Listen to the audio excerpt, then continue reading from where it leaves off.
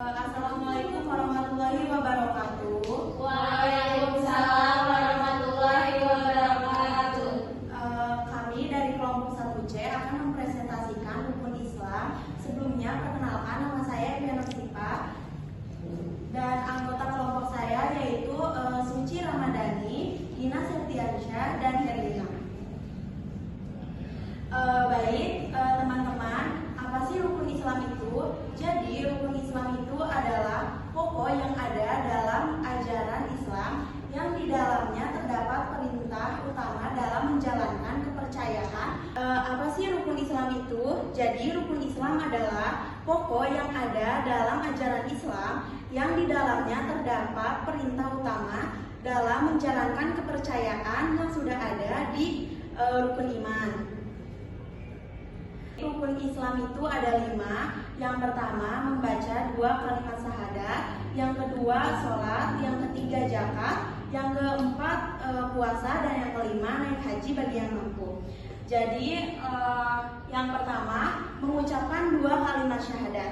Syahadat yaitu dasar dari 5 rukun Islam. Mengucapkan 2 kalimat syahadat menjadi syarat pertama bagi seseorang untuk menjadi muslim.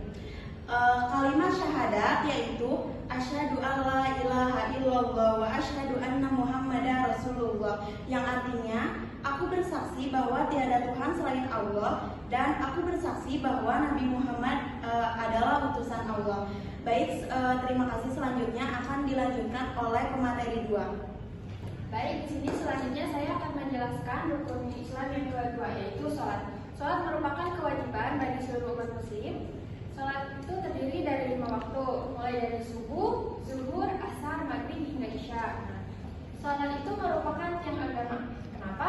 Karena kalau yang lain itu kan masih bisa didispensasi. Misal kayak haji. Haji itu kan dilaksanakan bagi yang mampu saja. Karena untuk melaksanakan ibadah haji pasti membutuhkan modal yang tidak sedikit. Sedangkan sholat, baik itu hambanya sedang sakit atau di perjalanan, baik untuk yang kaya atau miskin, itu masih bisa melaksanakan sholat.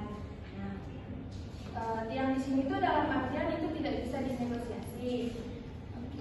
Karena sholat juga merupakan sarana kita sebagai umat muslim berkomunikasi dengan Allah Subhanahu wa Ta'ala.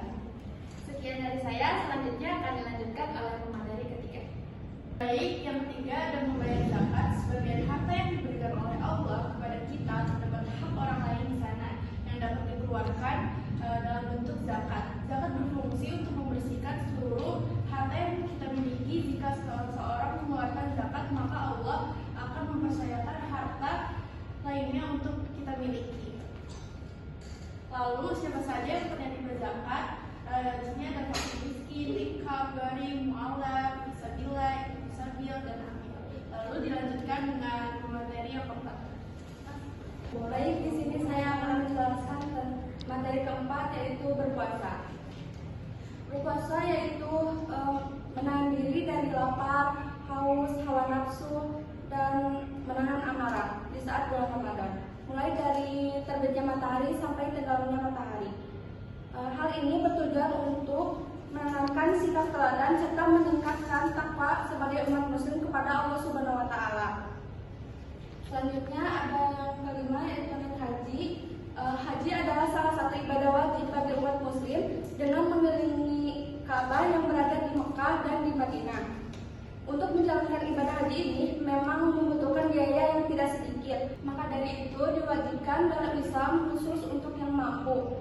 Mengapa naik haji itu diwajibkan untuk yang mampu saja? Karena diperlukan kesiapan hati, fisik, dan mental dengan menempuh perjalanan yang tidak sebentar, di mana kewajiban ini sesuai dengan kemampuan individunya masing-masing. Sekian pemaparan materi dari saya. Terima kasih.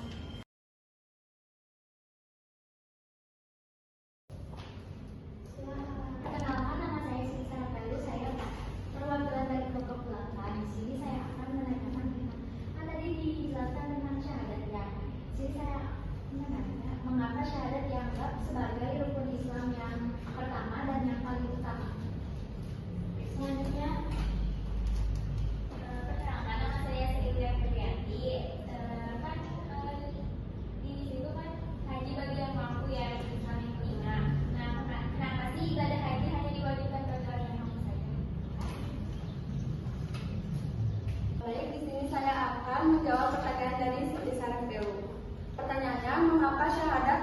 sebagai rukun Islam yang pertama dan paling utama?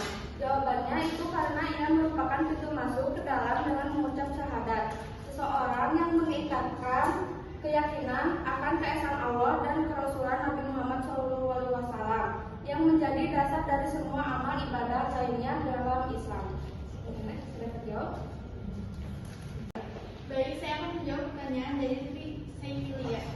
Kenapa ibadah haji hanya diwajibkan bagi yang mampu? Jawabannya adalah ibadah haji diwajibkan hanya bagi yang mampu secara finansial, fisik, dan mental karena haji memerlukan biaya yang besar, persiapan dan matang dan stamina yang kuat.